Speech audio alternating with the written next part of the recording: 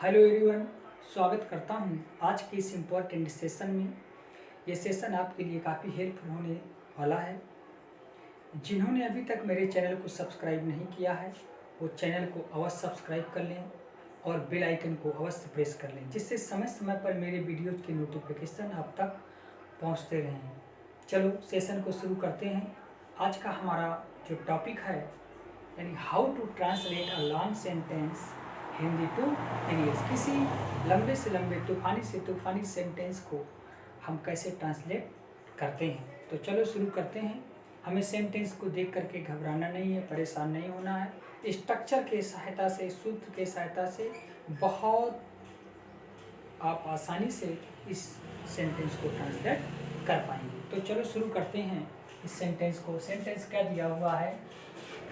हमारे गांव के हर गरीब और वंचित को मुफ्त अंग्रेजी शिक्षा प्रदान करने के लिए 1 जुलाई 2022 की सुबह करीब 5 बजे पौथिया के बरमदेव बाबा के निकट अपने घर में मैंने एक कोचिंग की शुरुआत की थी, जिसे सचान कोचिंग के नाम से जाना जाता है। सेंटेंस आपका इतना बड़ा है।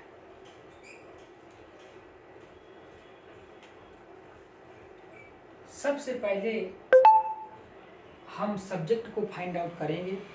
सब्जेक्ट का पता लगाने के लिए सबसे पहले हम मेन वर्ब से यानी हु लगा करके यानी कौन किसने लगा करके पूछते हैं तो सब्जेक्ट हमें पता चलता है। फिर इसके बाद हम हेल्पिंग वर्ब, फिर इसके बाद फिर हम मेन वर्ब, फिर हम क्या वाला कर्म, फिर हम किसे वाला कर्म, फिर हम ढंग यानी क्यों, फिर कैसे, कहाँ, कब और कब से। इस तरीके से हमारा स्ट्रक्चर रहता है। देखिए मैंने बताया कि सब्जेक्ट पता करने के लिए मेन वर्ब से तो कौन सा काम हो रहा है यानी कोचिंग की शुरुआत। तो कोचिंग की शुरुआत किसने की?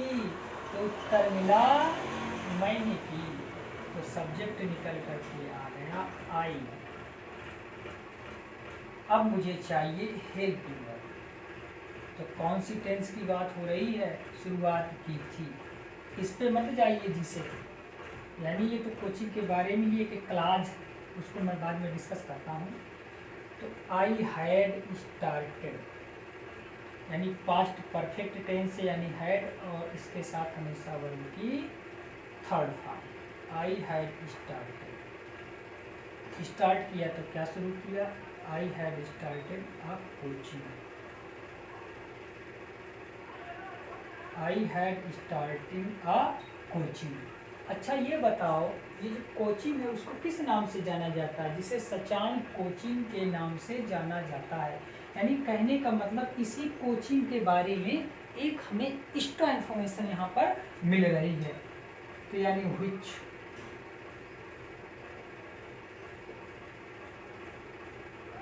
इज नोन एज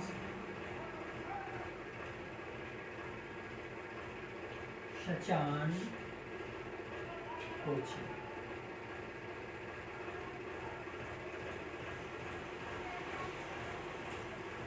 ये जो व्हिच है एक रिलेटिव प्रोनाउन है और इसके पहले इसका एक एंटेंसिडेंट बैठा हुआ जिसको पूर्ववर्ती बोलते हैं।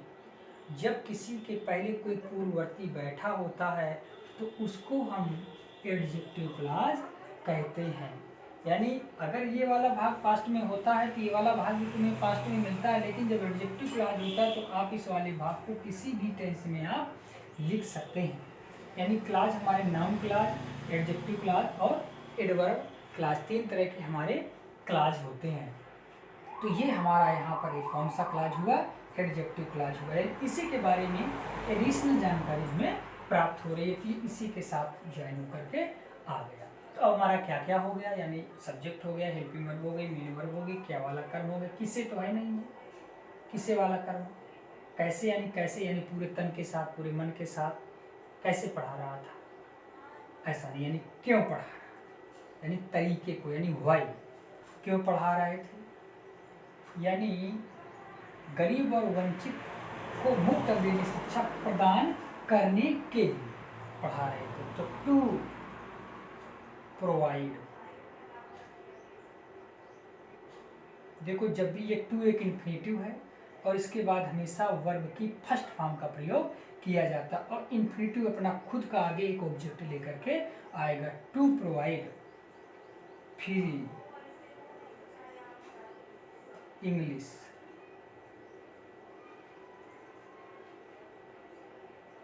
To provide free English education.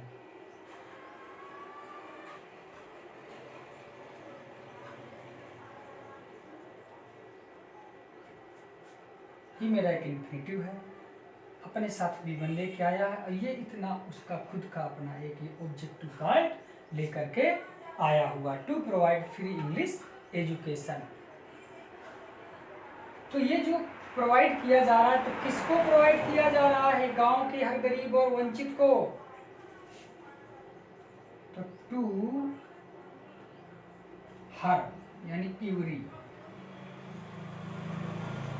To every poor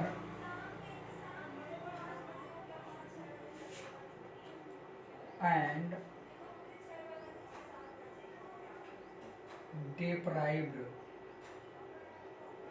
deprived means वंचित, deprived person।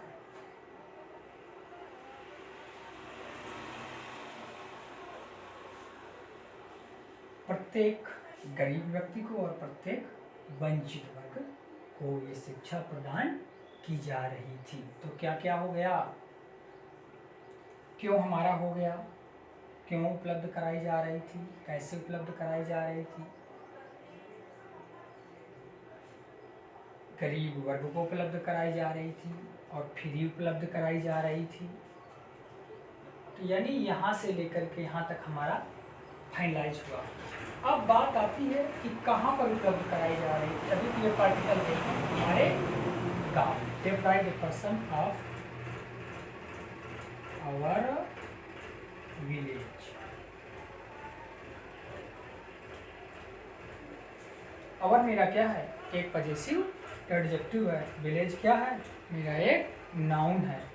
यानी जब भी कोई पजेसिव एडजेक्टिव आएगा तो उसके बाद आपको नाउन अवश्य मिलेगा। यानी कभी अकेले नहीं किसी सेंटेंस में आ सकते हैं। यानी माई कभी अकेला नहीं आ सकता है, आवर कभी अकेला नहीं आ सकता है, हर कभी अकेला नहीं आ सकता है। यानी इनके साथ में कोई ना कोई नाउन जरूर आएगा, दुनिया का कोई भी सेंटेंस क्यों ना हो।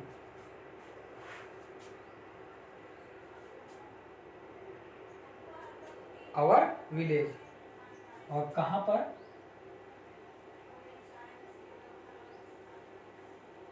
बरमदेव बाबा के निकट, नियर।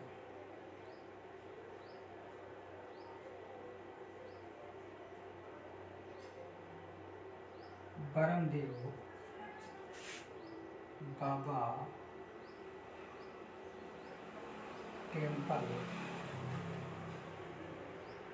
बरमदेव बाबा टेम्पल। लेकिन ये टेम्पल कहाँ पर है? उसी स्थान को भी शो करना पड़ेगा। Temple in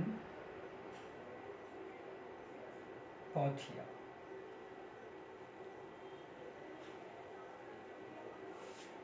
Brahmdev Baba temple in Pauthia at my, यानी कहाँ पर?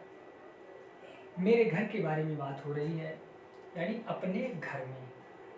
एट माई हाउस, अपने घर पर बात हो रही है। तो अब हमें यहाँ पर बचता क्या है? यानी कहाँ भी हो गया, यानी कब और कब से हमारा समय की बात होती है। यानी कब से दी जा रही है शिक्षा? कब दी जा रही है? 5 बजे। और कब? सुबह। तो करीब लगा हुआ, करीब करीब प्रीपोजिशन में डालना होगा about. About 5 o'clock, about 5 o'clock। और कब? सुबह। 5 o'clock in the morning,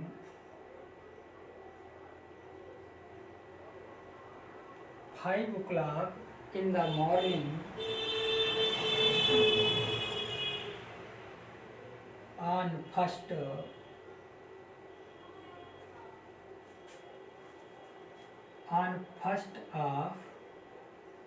1 जुलाई 2022 यानी ऑन 1 जुलाई